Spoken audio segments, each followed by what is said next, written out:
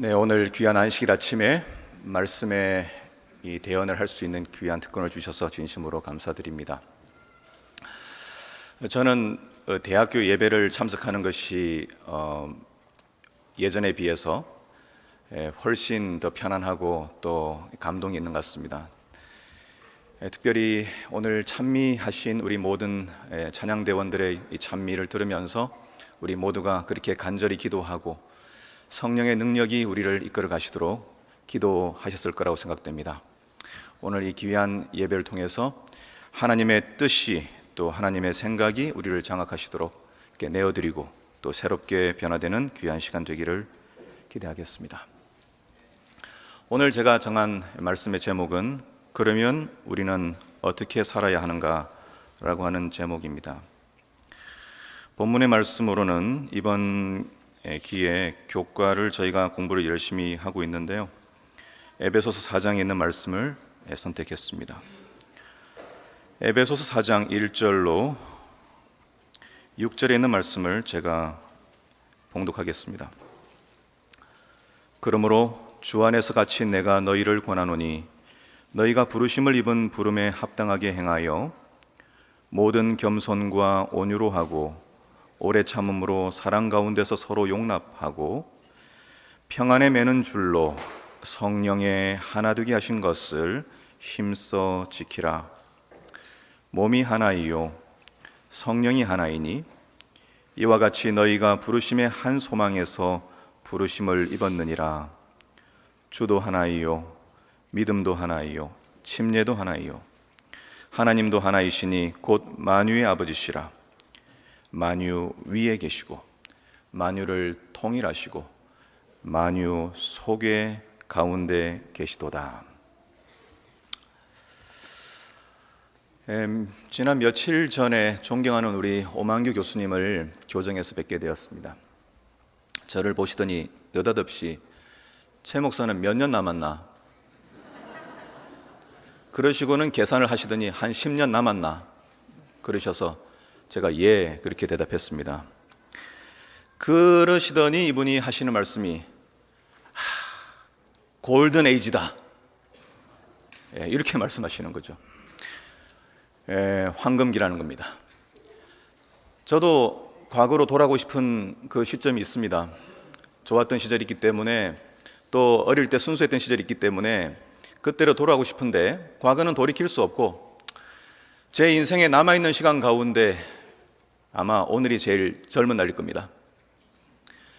우리 이 자리에 계신 우리 부형들도 또 우리 선배님들도 또 여러 어른들 계시는데 여러 걱정들도 있고 또 우리의 신체가 나이가 들고 활동이 부자연스러워지고 또 이렇게 여러 가지 원치 않는 일들이 우리에게 있을지라도 결국 우리 하나님 믿고 있는 오늘의 시간이 우리의 골든 에이지라고 하는 것을 우리 함께 다시 한번 마음에 받아들이시면 좋겠습니다. 그렇게 생각되시죠? 네, 오늘이 제일 좋은 날입니다. 오늘 저는 두 가지 부분으로 나누어서 말씀을 나누기를 원합니다. 기도에도 언급했고 또 우리가 다 소식을 아는 것처럼 세계는 지금 엄청난 난리를 겪고 있습니다. 지난주 리비아 홍수는 그야말로 제가 본 홍수 가운데 가장 끔찍한 홍수가 아닌가 싶은 생각이 들었습니다. 200명이 아니라 10,000명 이상이 실종되고 그저 사람이 사람인가 하는 생각이 들 정도로 엄청난 일들이 벌어지고 있습니다. 그리고 지난 여름에는 화재가 빈번하게 일어났습니다. 핵 위협이 우리를 위협하고 있습니다. 그래서 혹자가 이야기하는 것처럼 올해는 우리가 보냈던 일생 가운데 가장 시원한 여름을 보냈을 거라고 그렇게 생각할 수밖에 없어요. 이런 때에 우리의 마음 가운데 조금씩 불안함이 들어오기 시작합니다. 앞으로 어떻게 살아야 할까? 나의 안전한 터가 과연 든든할까? 이런 고민을 하게 되면서 우리가 가지고 있는 이 신앙의 모습들이 조금씩 조금 비틀어지거나 왜곡된 모습이 일어날 수가 있겠다 하는 생각이 들었습니다. 뭐 꼭 그런 건 아니지만은 제가 지난주에 초청장 하나 받았는데 여기에는 앞으로 매매 금지 명령이 일어나게 되면 앞으로 어떻게 살 수 있을까? 그래서 수도도 없고 전기도 없고 전화기도 없고 이 세탁기도 없는 그런 삶을 우리가 맞이할 수 있으니까 그런 때를 대비해서 매매 금지 대비 캠핑을 하자, 이런 초청장이 왔습니다. 그래서 불 떼서 밥을 하고 시냇물에서 빨래하고 촛불로 며칠을 지내보고 이렇게 하면서 이 원시적 시절로 돌아가서 견딜 수 있는 그런 테스트를 하면서 캠핑을 하자라고 하는 그런 초청장이 왔어요. 재미는 있을 것 같습니다. 저는 현대 교회가 맞이하고 있는 이 현대 사회 속에서의 위기를 바라보면서 과연 교회는 생명처럼 지켜야 하는 근본적인 신념이 무엇일까? 가치가 무엇일까를 생각해 보게 됩니다. 저는 오늘 본문의 말씀 속에 있는 것처럼 성령의 하나 되게 하신 것을 힘써 지키라는 말씀을 근거로 하나님을 중심으로 한 연합의 중요성이 이 시대의 가장 중요한 화두요 과제라는 말씀을 나누겠습니다. 그리고 난 다음에 현대 사회가 국제적으로, 사회적으로, 종교적으로 계속해서 파편화되고 개토화되고 대립되고 있는 상황인데, 우리 재림교인으로서 오늘을 살아가는 우리 모든 신앙 공동체가 우리에게 주어진 신앙으로, 성령으로 연합된 이 연합을 지키기 위하여 우리는 어떤 감수성과 어떤 태도를 지켜야 하는지 본문에 나타난 대로 만유 위에 계시고 만유를 통일하시고 만유 속에 계시는 하나님이라는 진술을 통해서 한번 숙고해 보도록 하겠습니다. 지난주 안식일 오후에 신학과 학생들이 영성수련회로 사스미 동산에 들어갔다가 안식일 오후에 우리 신앙 유적지인 정목리를 방문하게 되었습니다. 그런데 계단을 오르다가 제 눈에 띈 것이 하나 있었는데, 그것은 바로 속이 텅 비어버린 매미 한 마리의 사체였습니다. 사진에 다 표현되는지 모르겠지만은 속이 완전히 비어버렸어요. 문득 이 모습을 보면서 제가 좋아하는 시집 가운데 류시화가 엮었던 한 줄도 너무 길다라는 책이 있어요. 여기서 본 시 하나가 생각났습니다. 너무 울어 텅 비어버렸는가 이 매미 허물은. 너무 울어 텅 비어버렸는가 이 매미 허물은. 바쇼라는 사람이 쓴 짧은 시입니다. 매미는 속이 비도록 여름 내내 울었습니다. 왜 울었을까요? 무엇을 위해 울었을까요? 매미는 여름이 가고 가을이 온다는 것을 알렸을 겁니다. 이 매미의 사체, 완전히 텅 비어버린 매미를 보면서 오늘 저와 여러분들에게 주어진 이 귀한 일생을 마무리할 때 속이 텅 비도록 완전하게 헌신해서 외쳐야 할 메시지, 우리가 붙잡아야 할 신념은 무엇인지를 생각할 수밖에 없었습니다. 오늘 우리가 본문에서 본 것처럼 에베소서의 주제어는 매우 명확합니다. 그것은 연합됨이고 하나됨이고 통일됨입니다. 에베소서 4장 3절에 말씀하시기를 평안에 매는 줄로 성령의 하나 되게 하신 것을 힘써 지키라 말씀하셨습니다. 에베소서는 다른 어떤 편지서보다도, 어떤 성경 말씀보다도 성령이 우리에게 얼마나 중요한지를 말씀해 주는 책이죠.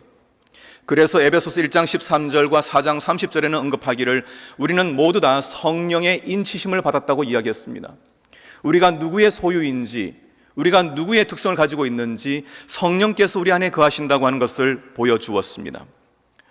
에베소서 1장 10절에는 말하기를 하늘에 있는 것이나 땅에 있는 것이 다 그리스도 안에서 통일되게 하려 하심이라 이야기하고 있습니다.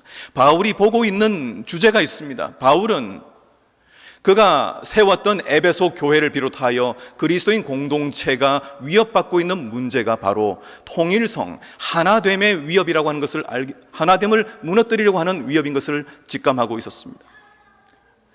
우리가 맞이하고 있는 가장 큰 문제는 다른 어떤 것들이 아닙니다. 그것은 한 하나님, 한 믿음, 한 침례, 한 성령으로 우리 모두를 형제 자매로 가족으로 부르셨음에도 불구하고 우리 안에 분열이 있고 균열이 있는 것입니다. 우리가 아는 것처럼 죄 사함을 받았다고 하는 속죄함은 영어로 atonement. 저는 안금영 목사님께 배웠던 정확한 내용이 at one moment, 하나됨. 제가 미국 가서 공부해 보니까 마찬가지 미국 사람들이 똑같이 이야기하더라고요. at one moment, atonement. 속죄라고 하는 것은 끊어진 하나님과의 관계를 하나로 연결시키는 것이고, 파편화되어 있는 인간 사이를 연결시키는 것이고, 우리가 개발과 착취하고 있는 모든 물질들 세계와 연결되는 것을 의미합니다. 그래서 우리가 에베소서에서 본 유비들은 우리가 모퉁이 될 도시 되시는 예수님을 중심으로 성전으로 지어간다고 이야기하고 있습니다. 그리고 에베소 4장 4절에는 몸은 하나라고 이야기하고 있습니다. 에베소서 5장에는 모든 끊어진 관계들, 불안한 관계들을 견고하게 하는 아교이신 그리스도가 소개되고 있습니다. 이런 말씀을 쓰게 된 바울의 배경이 있습니다. 그것은 1세기 교회가 이 세계에 등장했을 때에 보여주었던 완벽한 어떤 하나님의 이상이 실현되었기 때문에 그렇습니다. 에베소서 2장 11절 12절에 보면은 너희는 그때의 육체로는 이방인이요 손으로 육체에 행한 할례를 받은 무리라 칭하는 자들로부터 할례를 받지 않은 무리라 칭함을 받던 자들이다. 그때의 너희는 그리스도 밖에 있었고 이스라엘 나라 밖에 있던 사람들이다.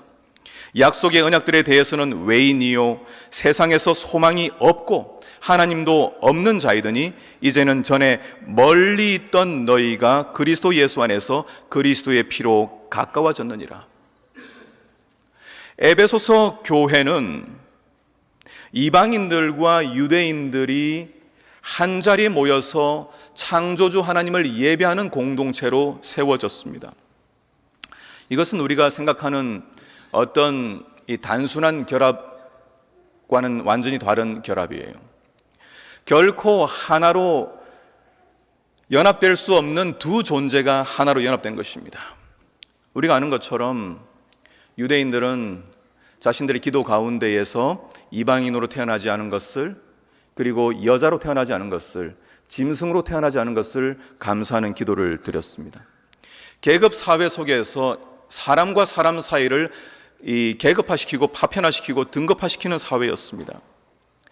그래서 어떤 사회학자는 예수님께서 너희가 어린아이처럼 되지 아니하면 하나님 나라에 갈 수 없다라고 하는 이 말씀이 사실은 어린아이처럼 순진하게 되라는 말씀이 아니라 그 당시 시대에 아무런 존재감이 없었던, 그저 유기시켜도 되고 다른 곳에 팔아넘겨도 되는 그런 취급을 받던 어린아이들처럼 되지 아니하면 하나님 나라에 들어갈 수 없다라고 하는 말씀으로 해석하는 분도 계십니다. 그 사회는 사람을 등급화시킨 사회였습니다. 로마 사회가 그랬습니다. 그 세그레게이션, 차별이 있는 그 사회에서 유대인들은 자신들의 정체성을 지키기 위하여 또다시 그들도 차별하는 일들을 했습니다. 역사 속에서 소외와 차별과 배타가 가장 뚜렷했던 시기 중 하나였습니다. 유대인들은 혈통적 인종주의를 주장하고 있었습니다. 반대로 헬라인들은 문화적 인종주의로 그들의 특수성을 자랑하고 있었습니다. 하지만 에베소 교회 구성원들을 보면 유대인들과 이방인, 아시아인과 유럽인, 노예와 자유인, 사회적 차별과 분열된 세계에서 교회는 이 세상에서 볼 수 없었던 하나의 이상적인 공동체로 떠올랐습니다. 그래서 1세기 교회는 그 사회 속에서 혁명이었습니다. 하지만 시대가 지나면서 교회는 인간을 괴롭히고 있는 이 분열의 문제와 끊임없이 싸웠습니다. 그리고 교회는 그 싸움 속에서 이겨왔습니다. 1세기 교회는 이런 배타와 분리 속에서 하나님의 하나되게 하심 속에 하나의 가족되는 공동체를 만들었습니다. 우리가 사도행전 역사를 보게 되면 차별과 소외 대신에 연합하는 일들이 어떻게 일어나는지를 보여주고 있습니다. 대표적으로 사도행전 8장 14절에 예루살렘에 있는 사도들이 사마리아도 하나님의 말씀을 받고 성령을 받는 일을 기록하고 있습니다. 사도행전 18장에 가서 고린도에서 바울은 아굴라와 브리스길라를 만납니다. 그리고 안식일마다 바울이 회당에서 강론하고 유대인과 헬라인을 권면하니라, 그렇게 이야기하고 있습니다. 여러분 아시는 것처럼 사도행전에서 계속해서 반복되고 있는 이 이디엄, 유대인과 헬라인이라고 하는 것은 그 당시 초대 교회가 어떤 모습이었는지를 보여주고 있는 명확한 정의입니다. 그 교회는 서로 배타하고 있던 두 종류의 집단이 하나가 되어서 유대인과 헬라인이 한 목소리로 하나님을 섬기는 공동체가 된 교회였습니다. 에베소서 2장 14절에는 우리 주님은 우리의 화평이신지라 둘로 하나를 만드사 원수된 것 중간에 막힌 담을 자기 육체로 허시고 라고 말씀하셨습니다. 우리가 속해 있는 이 그리스도인 공동체는 이 세상이 가고 있는 방향과는 전혀 다른 방향으로 살아가는 사람들의 모임입니다. 우리는 우리 가운데 어떤 사람도 어떤 이유에서든지 어떤 차별도 하지 않겠다고 결심한 사람들이 모인 사람들입니다. 분열의 대안이었던 교회는 시간이 지나면서 이 위협을 받았고, 이 위협 속에서 그들은 또다시 베타의 유혹 속에서 쓰러지는 그런 모습들을 갖게 되었습니다. 수많은 종교 전쟁들이 있었습니다. 여러분, 우리가 잠시 미국의 건국 이야기를 살펴보게 되면 거기에는 두 가지 얼굴이 있습니다. 이제 다가오는 10월 둘째 주는 미국이 매년 콜럼버스 데이로 기념하는 날입니다. 1492년 아메리카 대륙을 발견했다고 하는 것을 기념하는 날입니다. 하지만 아메리카 대륙에 서구인들이 발을 디뎠을 때에 그 땅은 비어있던 땅은 아니었습니다. 이미 수천 년 전부터 정교한 사회가 있었습니다. 그곳에는 주민들이 살고 있었습니다. 어쩌면 많은 역사학자들이 비평하고 있는 것처럼 콜럼버스 데이는 진짜 낙원이었던 곳을 악의적으로 강탈하여 파괴한 것을 기념하는 날이라고 평가될 수도 있습니다. 인디언들은 서구인들이 들어오기 전에는 평화롭게 살았습니다. 제가 오늘 예배를 인도해 주신 김용선 장로님, 교수님 연구실을 한번 간 적이 있었습니다. 그리고 교수님은 늘 인사이트 있는 그 생각으로 이렇게 현수막도 학생들에게 붙여주시고 또 우리에게 생각들을 나눠주시지 않습니까? 그래서 제가 몇 권 책을 좀 추천해 주십시오 말씀드렸더니 한 권을 저에게 추천해 주셨습니다. 그 책 제목이 나는 왜 너가 아니고 나인가 라는 책이에요. 한번 되뇌어 보세요. 이 책이 어떤 것 같은지. 나는 왜 너가 아니고 나인가? 저 같으면 책을 이렇게 쓸 것 같아요. 나는 왜 나가 아니고 너인가? 이렇게 해야 좀 더 맞지 않겠습니까? 하나가 되지 않겠습니까? 그런데 이 책은 나는 왜 너가 아니고 나인가? 분리되는 느낌을 제가 받았습니다. 책을 읽어보니까 이 책 내용은 서구인들이 아메리카 대륙을 들어왔을 때에 그 영토들을 계속해서 뺏기게 되는 상황에 인디언 추장들이 서구인들 앞에서 했던 연설문들을 모아놓은 것입니다. 제목이 얼른 이해가 되지 않았지만 읽어보면서 알게 되었습니다. 하나됨을 강조하지 않는 사회가 어디 있었겠습니까? 전체주의 사회도 하나를 강조합니다. 그런데 참된 하나됨이라고 하는 것은 너를 나로 만드는 것이 아니라 나는 너가 아니어야 하고 나는 너가 아니어야 하고 너도 내가 아니어야 하는 각기 다른 고유성을 인정할 때만 참된 하나됨이 가능하다는 것을 주장하고 있는 것입니다.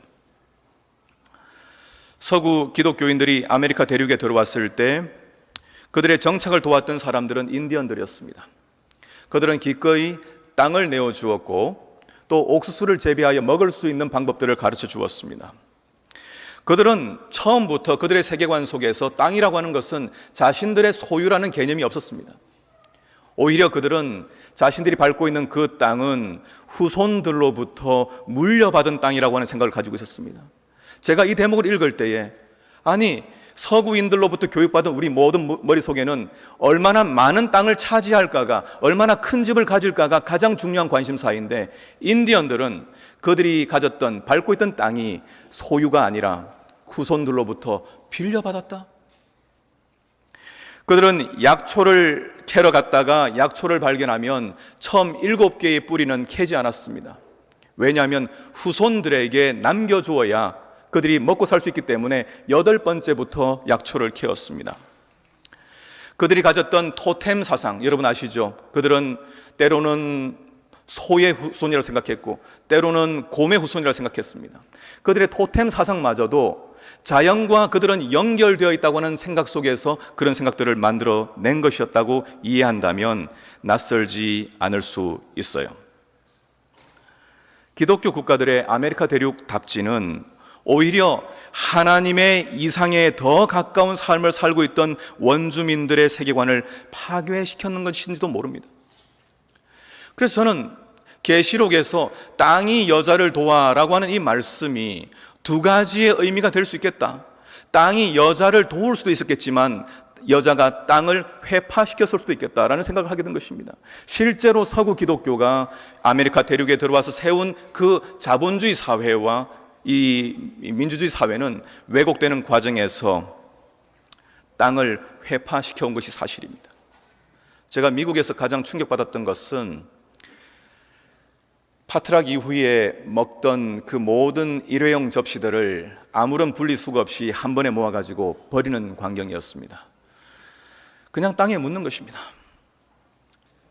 소유의 개념이 없던 인디언들, 그러나 원주민들은 서구인들의 소유 개념을 가지고 있는 사람들에게서 그들의 땅을 빼앗겼고 서구의 신앙과 문명을 강요하고 받아들이지 않았을 때는 집단 살육도 감행했다는 사실을 우리는 잘 알고 있습니다. 하나됨을 획일화로 보게 될 때는 설득이 아닌 강요로 사람들을 하나로 전체주의로 묶어버리는 것입니다. 우리는 연합을 이야기할 때 신앙인들의 연합으로만 이해하는 경향이 있습니다. 그리고는 우리와 신념을 공유하지 않은 사람을 함부로 대해도 된다는 왜곡된 생각을 갖기가 너무 쉽습니다. 그리고 그러한 분열을 정당화하기까지 합니다. 우리가 앞서 잠깐 생각했던 것처럼 오늘날 현대사회는 끊임없이 파편화되고 분열되는 사회입니다. 국가적 분열이 우리가 살았던 세기 가운데 어쩌면 가장 심각하게 긴장도가 올라간 시대일 겁니다.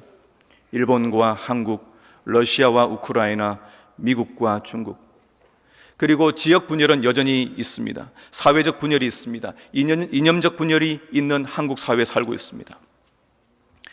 저는 8월 말에 한 뉴스를 접하고 우리가 살고 있는 세계의 현주소가 정말 이런 것인가라는 충격을 받은 적이 있습니다. 8월 31일에 나온 뉴스인데요, 1788년에 영국계 이주민들이 호주를 건국했다고 이야기하고 있습니다. 이때부터 빈 땅이라고 여겨졌던 이 호주에 있던 원주민들을 말살하는 정책을 폈습니다. 역시 토지를 약탈하고 어린아이들을 빼앗아 백인의 가정에 보내어서 서구식 교육을 억지로 시켰습니다. 1967년에 비로소 원주민에게 투표권을 부여하는 개헌이 이루어졌지만 충격적이게도 여전히 헌법상 원주민들은 동물로 분류되고 있는 것입니다. 영국이 주인 없는 땅에 국가를 세웠다는 논리를 세우려면 거기 살고 있던 원주민들은 사람이 아닌 토착 동물로 정의해야 했기 때문이라는 것입니다. 그래서 돌아오는 10월에 개헌 투표를 하는데 그 내용은 이들을, 원주민들을 비로소 인간으로 인정하고 헌법상 지위를 향상시키겠다고 하는 이야기였습니다. 그런데 그것을 비관적으로 보는 분들이 계셨습니다. 과연 그것이 될까? 이것이 우리가 살고 있는 현실 속에서 일어나고 있는 일들입니다. 민족적으로, 인종적으로 가지고 있는 차별만이 오늘날 세계를 위협하고 있습니까? 아니요. 혼란한 세계 가운데 우리 모두는 똑같이 우리가 가지고 있는 지식과 우리 가지고 있는 재물과 우리 가지고 있는 여러 특징들을 가지고 사람들을 분열시키고 비슷한 사람들끼리 하나가 되는 그 파편화된 연합을 어쩌면 진정한 연합이라고 생각하는지 모르겠어요. 오늘 본문의 말씀은 우리에게 말씀하십니다. 참된 하나됨은 어떻게 가능할까? 평안에 매는 줄로 성령의 하나 되게 하신 것을 힘써 지키라. 성령의 하나 되게 하신 것. 우리는 사도행전에서 성령이 어떻게 부어졌는지를 알고 있습니다. 성령이 내렸을 때에 제자들은 방언을 했습니다. 그 방언이 각기 다른 민족들이 가지고 있는 다른 언어들로 다 이해가 되었습니다. 그 방언의 역사는 하나님은 유대인의 하나님도 아니요, 특별히 어떤 한국 사람만의 하나님이 아니라 모든 민족의 하나님이라고 하는 것을 보여주는 분명한 사건이었습니다. 인간이 하나가 되기 위하여 도모하지만 이루어지지 않는 이유는 그것이 하나님을 향한 연합, 하나님이 계시는 연합이 아니기 때문에 그렇습니다. 그것은 몇 영웅들을 중심으로 한 연합이기 때문에 갈등이 생기는 것입니다. 왜 성령 없는 불신자와 결혼하지 말라고 했는지도 이해가 되는 것입니다. 인간은 결코 인간 스스로 완전한 연합을 이룰 수 없기 때문에 인간 중심으로 하는 연합은 파당일 뿐이기 때문에 성경은 우리 모든 사람에게 선물로 주신 성령을 주신 하나님 앞에 하나로 연결되라고 하는 초청을 받고 있는 것입니다. 바울이 각성하고 깨달은 위대한 진리는 우리가 섬기는 성경의 하나님에 대한 재인식이었습니다. 에베소서 3장 14절 15절에 내가 하늘과 땅에 있는 각 족속에게 이름을 주신 아버지 앞에 무릎을 꿇고 비노니라고 이야기하고 있습니다. 각 족속에게. 바울은 민족적 대립이나 문화적 대립과 편견이 가져온 비극이 무엇인지 누구보다 잘 알고 있던 사람이었습니다. 그가 가지고 있던 유대주의에 의하여 같은 신앙을 하지 않고 있던 그리스도인들을 죽이는 것도 가능하고 그것이 옳은 일이라고 생각했던 사람 아니었습니까? 그런데 마침내 바울은 예수님을 만난 이후에 놀라운 사실을 깨닫게 된 것입니다. 그가 섬겨왔던 하나님에 대한 바른 이해죠. 그 하나님은 각 족속에게 이름을 주신 하나님이라고 하는 것입니다. 안교 시간에 보았던 것처럼 여러 나라들의 이름을 주신 하나님, 각 지족과 가족들에게 이름을 주신 하나님, 한 사람도 잊어버리시지 않은 하나님, 그 하나님이 성경의 하나님, 유대인의 하나님, 이스라엘의 하나님, 아브라함의 하나님이었음을 깨닫게 된 것입니다. 하나님은 모든 민족의 하나님이신 것이죠. 사실 우리는 구약에서 아브라함의 축복을 읽을 때에 이 속에 있는 축복의 내용들보다도 먼저 보아야 할 내용을 우리는 어쩌면 놓쳐버린지 모릅니다. 창세기 12장 3절에 땅의 모든 족속이 너로 말미암아 복을 얻을 것이라 이렇게 기록하고 있습니다. 아브라함은 모든 민족을 위한 복의 근원이 될 것이었습니다. 그런데 여기 나오는 모든 민족은 어떤 민족일까요? 창세기 10장의 노아 홍수 이후에 나오는 셈과 함과 야벳의 족보가 등장하고 있습니다. 여러분들이 창세기 10장을 펴가지고 읽어보시면 거기에는 외우기도 힘든 생소한 이름들이 나열되고 있습니다. 그 이름들은 노아 홍수 이후에 번성한 사람들의 가계고 계보들이고 시족들과 족속들의 이름들입니다. 다 흩어져 가고 있는 것입니다. 그런데 창세기 11장에 바벨탑 사건이 있어요. 인간을 중심으로 하는 연합을 시도합니다. 하지만 하나님이 흩으셔요. 그 다음에 나온 것이 창세기 12장 3절에 아브라함의 언약입니다. 땅의 모든 족속이 너로 말미암아 복을 얻을 것이라. 바울은 로마서 4장 16절의 기록처럼 아브라함은 우리 모든 사람의 조상이라 라고 하는 이해를 가지고 이 에베소서를 쓰고 있는 것입니다. 소아시아에 있는 이 에베소인들, 로마인들, 헬라 철학을 가지고 있었던 사람들, 유대인과는 전혀 다른 삶을 살고 있었던 사람들, 할례받지 않았던 사람들, 약속으로는 외인이었던 사람들, 하나님의 은혜 가운데 멀리 있던 그 사람들이 처음부터 하나님의 관심 속에 있었다고 하는 것을 기억하는 바울이었습니다. 그래서 아브라함의 축복은 모든 민족과 족속을 향한 하나님의 축복, 그들을 구원하시고자 하는 계획 속에서 나온 약속이었습니다. 사랑하는 성도 여러분, 우리가 섬기는 여호와 하나님은 어떤 하나님이십니까?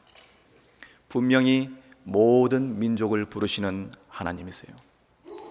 제가 성경 가운데에서 명확하게 이방인들을 위한 향한 하나님의 생각이 무엇인지를 보여주는 말씀을 보고 저는 다시 제가 섬기는 하나님이 얼마나 크신 위대하신 우주의 하나님인지를 깨닫게 되었습니다. 이사야 19장 24절 25절에 그날에 이스라엘이 애굽 및 아수르와 더불어 셋이 세계 중에 복이 되리니 이는 만군의 여호와께서 복 주시며 이르시되 뭐라고요? 내 백성 애굽이여, 내 손으로 지은 아수르여, 나의 기업 이스라엘이여, 복이 있을지어다 하실 것임이라. 이스라엘을 괴롭히던 이집트와 아수르가 나의 백성이고 그들도 내 손으로 지음을 받았다고 하는 하나님의 심정은 오늘 우리의 초대 교회로부터 전수되고 있는 그리스도인 공동체에서 여전히 지켜져야 될 신념이 아니겠습니까? 재림교회는 왜 존재할까요? 우리는 대사명을 매우 중요하게 여깁니다. 이 대사명 가운데에서 복음을 땅끝까지 전하는 것, 그 사명이 중요하지만은 먼저 하나님이 어떤 분이신지를 계시하는 것이 핵심이에요. 그 하나님은 온 유대와 사마리아와 예루살렘과 땅끝까지 이르러 내 증이 되도록 하시는 온 세계를 구원하신 하나님이세요. 우리의 정체성을 이야기하고 있는 세천사의 기별 역시 그 복음의 핵심은 우리가 섬기는 하나님, 우리가 선택한 신념이 바로 하나님이 어떤 분이신지를 계시하는 것이라고 이야기하고 있는 것이에요. 그래서 그 시작에 모든 나라와 족속과 방언과 백성에게 전할 영원한 복음이라고 이야기하는 것입니다. 우리 공동체는 이 세계의 희망이고 이 한국 사회의 희망이 아니겠습니까? 모든 분리된 의식들을 초월하고 각기 다른 장점과 특징들로 각기 파당을 짓고 모이는 대신에 우리 모두가 하나님 안에 같은 성령으로 부르심 받은 형제자매라고 하는 공동체, 가족의식을 가지고 매주 안식일날 예배드리며 살아가는 공동체이므로 우리는 한국의 희망이 아니겠습니까? 재림교의 사명은 모든 민족의 하나님, 그 하나님이 인간 사회에 만들어가고 있는 모든 경계들을 허무는 대항 문화로서 존재해야 하는 것이 우리의 사명이라고 확신하는 것입니다. 두 번째 주제로 넘어가겠습니다. 하나님은 만유를 통일하신 분이십니다. 일상에서 우리에게 하나를 강조하시고 하나이신 하나님 안에 한 가족인 우리의 삶에 대하여 에베소서 4장 5절 6절에 말하기를 주도 한 분이시요 믿음도 하나요 침례도 하나요 하나님도 한 분이시요 곧 만유의 하나님이라고 말씀하고 있습니다. 바울은 지금 로마의 감옥에 갇혀 있습니다. 가택 연금 상태에 있었다고 우리는 보여집니다. 꽤 자유로운 왕래가 있었을 것이지만은 그가 자유롭게 다닐 수 없었기 때문에 아마도 그는 사람들과의 왕래가 빈번하지 못한 상태에서 고립된 생각을 가졌을 가능성이 있습니다. 하지만 바울은 그가 하나님과 어떻게 연결되어 있는지를 어떻게 깨달았을까? 오늘 말씀에 의하면 하나님은 만유 위에 계시고 만유를 통일하시고 만유 속에 계시는 분이라고 바울은 고백하고 있어요. 하나님을 인식하는 것은 저 멀리 유대 땅을 가야만 아는 것도 아니고 교회에 와야만 아는 것이 아니라 어디에 있든지 열려져 있는 세계를 향하여 우리의 시각을 돌리게 될 때 하나님의 임재는 어디서나 발견할 수 있음을 바울은 알았던 것이에요. 그래서 바울은 열려진 창문 가운데 별빛을 통하여 하나님의 임재를 보았을 수도 있습니다. 그리고 가을날 귀뚜라미 소리를 들으면서 하나님이 지으신 세계가 여전히 작동하고 있음을 그는 느낄 수 있을 것입니다. 이 만유의 하나님은 모든 민족의 하나님이세요. 천연계와 우주의 하나님이시고 숨쉬고 움직이고 살아가는 모든 시간 속에 계시는 하나님이라고 하는 것을 이야기하고 있는 것입니다. 우리가 자주 불렀던 찬미 가운데 만유의 하나님이라는 찬미가 있죠. 주 하나님은 장미꽃 속에 계셔 솟아오르는 햇빛 속에 주 영광 나타내시는도다. 새들의 노래 속에 반짝이는 별빛에 창조의 역사 빛나 우리의 희망과 영광 기쁨 되시오니 주께 찬양드리자. 저는 우리 가지고 있는 이 안식일 신앙이 가지고 있는 특별한 의미에 대하여 너무너무 감사합니다. 매주 안식일 창조의 기념일에 모일 때마다 모든 만물이 하나님 안에 하나로 연결되어 있음을 드러내고 기억하고 경축하는 날이라고 하는 것이 얼마나 감사한지 모릅니다. 이 안식일은 내 문 안에 유하는 객이라도 쉬고 계집종의 아들이라도 쉬어야 하는 날입니다. 소와 나귀도 쉬고 미물들도 하나님과 연결되어 있기 때문에 그 어떤 것도 함부로 대할 수 없다는 것 사실을 우리에게 계시하고 있는, 가르치고 있는 날이죠. 프란시스 셰프는 그러면 우리는 어떻게 살 것인가 라고 하는 책에서 한동안 유지되었던 인류의 평안과 풍요가 위협을 받게 되면 오늘날 우리가 겪고 있는 것처럼 인플레이션과 공산주의 국가들의 군사적 위협과 핵의 위협과 세계 식량의 위협 등등 이런 위협을 받게 된다면, 우리의 안전에 위협을 받게 된다면 우리 시대에는 권위주의와 전체주의와 독재를 수용할 준비가 될 것이다, 그렇게 이야기했습니다. 우리는 편안할 때는 문제가 없지만은 먹을 것이 부족하고 어떤 위협 사태가 되면 누구라도 강력한 독재자를 바라게 되고 그를 당연한 지도자로 섬기면서 또 다른 민족들을 배척하는 일들이 하게 될 것이라고 이야기하고 있는 것입니다. 오늘 우리가 맞이하고 있는 이 시대의 위협은 대립의 위협입니다. 모든 것이 불안한 토대가 우리에게 있습니다. 다 불안해지는 이 시대에 우리는 모든 사물들이 흩어지고 모든 가치가 다 파편화되는 그런 위협을 받고 있습니다. 이런 때에 우리가 어떻게 살 것인가? 만유의 하나님을 기억해야 하는 것입니다. 모든 민족이 하나님을 기억하는 것입니다. 모든 인류는 생김새와 그 역사와 사회적 특징과 종교적 배경이 무엇이든지 간에 모든 사람은 하나님의 형상으로 지어졌으며 모든 사람은 하나님 앞에 예배를 드리기 위하여 지어진 존재임을 기억하고 그 모든 사람을 차별 없이 대하는 그 정신이 오늘 우리가 지켜야 할 만유의 하나님, 우리가 믿고 있는 만유의 하나님에 대한 신념이라고 하는 것입니다. 프란치스코는 매일 아침 일어나면 정원에 있는 꽃들에게 인사를 했습니다. 자매님들, 밤새 잘 잤나요?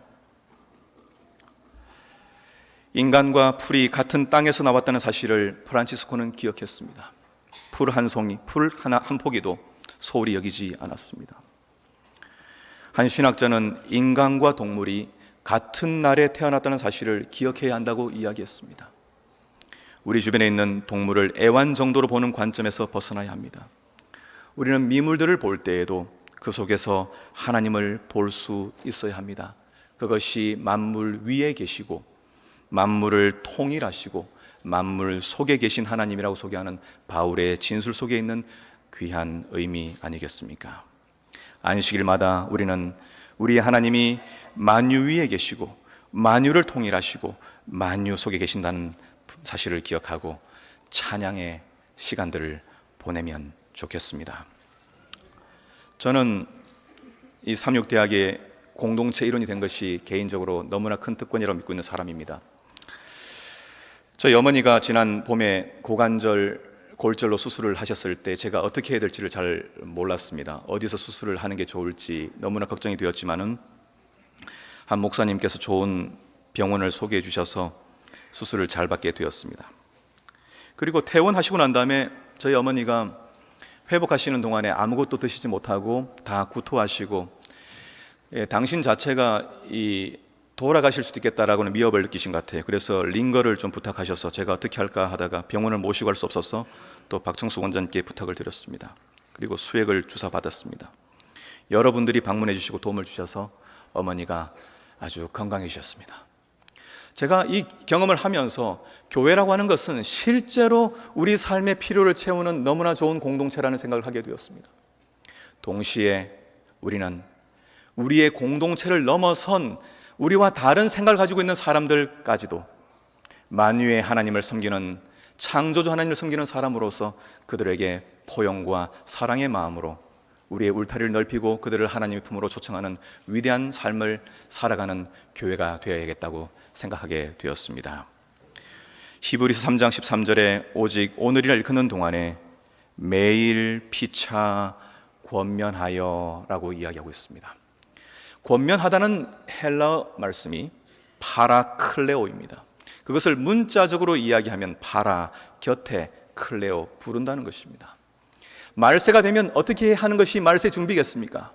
그것은 우리의 형제들을 가까이 부르는 것입니다. 식사의 자리로, 대화의 자리로 소외되지 않도록 혹 저 끝에 관심 받지 못하고 있는 형제들이 있는지 찾아서 그들을 불러서 가까이 부르는 것이 피차 권면하는 것이라고 이야기하고 있습니다. 우리가 섬기는 하나님이 우리에게 허락하신 하나됨을 소중히 여기는 공동체가 되기를 기원합니다. 그리고 만유 위에 계신 하나님, 만유 속에 계신 그 하나님께서 허락하신 이 세계 속에서 여전히 하나님께서 세계를 통일시키고 계심을 기억하고 죽어가는 모든 것들을 사랑하는 우리 모든 공동체 되시기를 간절히 바랍니다. 재림의 날까지 우리 모두가 하나가 되어서 우리 아버지 하나님이 기뻐하시는 아름다운 공동체로 주님을 맞이하게 되기를 간절히 바라면서 말씀을 마치겠습니다.